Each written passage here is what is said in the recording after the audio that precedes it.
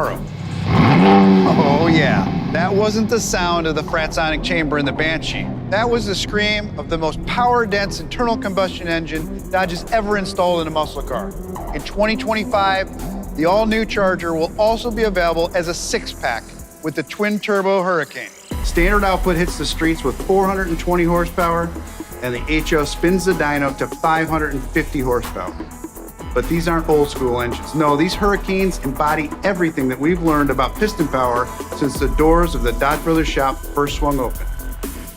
Twin turbos that perform like they're constantly spooled, and a driveline that houses an 8-speed transmission and an all-wheel drive system standard. But it's a Dodge. So we also let you turn it off and tear it up like a traditional rear-wheel drive muscle car. All right, so there are pictures of the six-pack, actual pictures of a real live six-pack out in the universe, and it is apparently prototype pictures, but this is what it's going to look like. I think we can all accept and agree that if it's on the road now being tested, this is the car that we're going to see in a couple of months.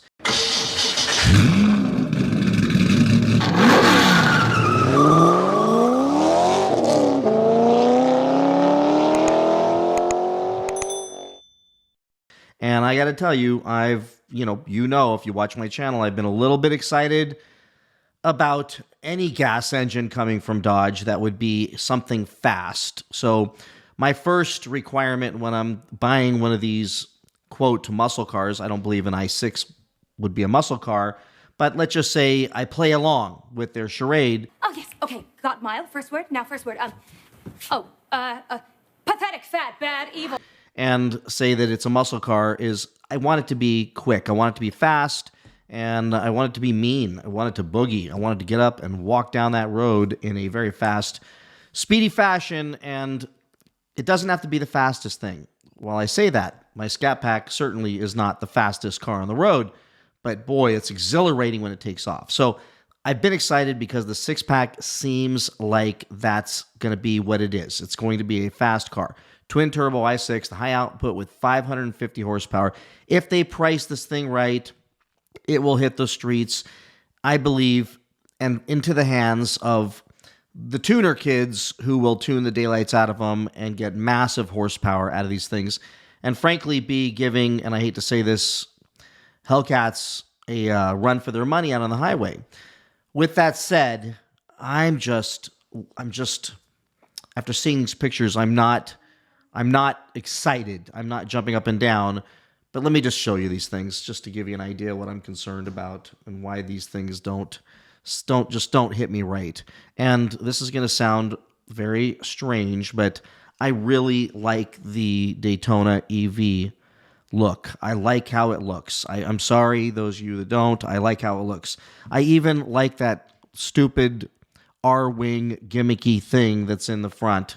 I just think the way the car is shaped, it's already shaped to be fat, to look overweight, and this is it. So this is what it looks like. Now, if you look at the comparison with, let's just look at one of these here, the 2025 EV, it definitely looks much more sleek. Let's go see if we can find a side picture of this thing. Actually, I think I've got one. Well, actually here, you can see the hood there, swoops down. So it does take away from that kind of overweight look, which it is an overweight car. So you see how this comes down. This was way too big, in my opinion. It probably could have been toned down a little bit. I don't think it had to be a hatchback, but I know what they were trying to do. And this just comes out straight across here. And that's something I liked about it. And the reason why is it made the front of the car actually look more aggressive with that racetrack light across the front. See how this comes down to kind of a point and then dips here and then comes back with a little bulge. So I liked it.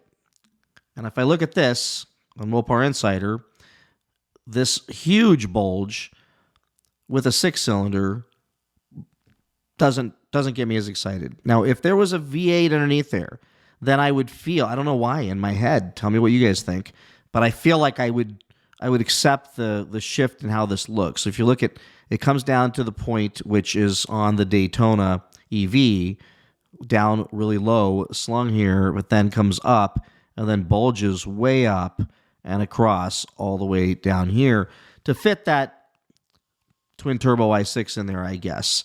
Here's some more pictures of it, which you can kind of see how that front end looks, and it looks like they've just done everything they can to fill that thing up. Of course, the R-wing goes away completely, and now you've got more of just a traditional looking hood.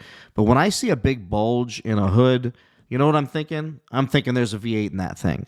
That's just where my head goes. So the whole identity crisis of this car feels like it's continued in the twin turbo i6. Will it be fast? Absolutely.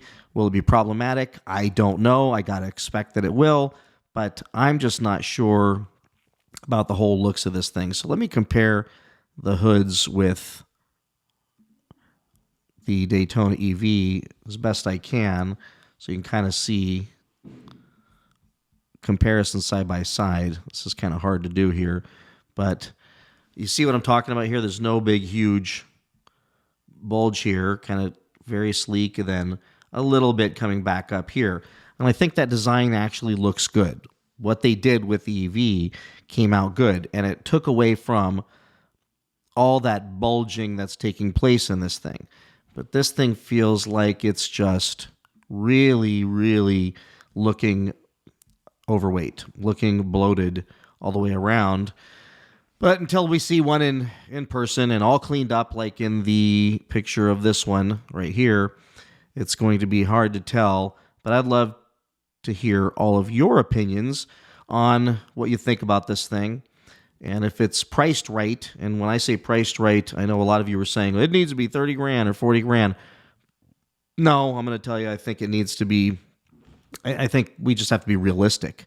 But if they end up in the 50s, then these things should have a chance of selling.